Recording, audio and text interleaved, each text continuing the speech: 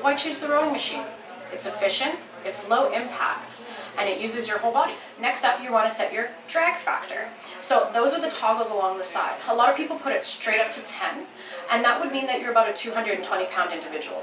You can do this if you want to just make it harder on yourself. However, if you want it to match your weight accordingly, as if you were rowing, you'll want to set it according to your weight. So that means that somebody who sets it to a drag factor of 4 is about 120 pounds. Thereafter, add about 30 pounds for every consecutive drag factor setting. If you're over 220 pounds, go ahead and put that sucker straight to 10. 3 of the most common mistakes that I see with rowing are solely using your arms and your back, letting your low back curve during pushing and pulling back in motions, and also pulling back yourself with your toes. So people use the straps to pull themselves back in with their toes.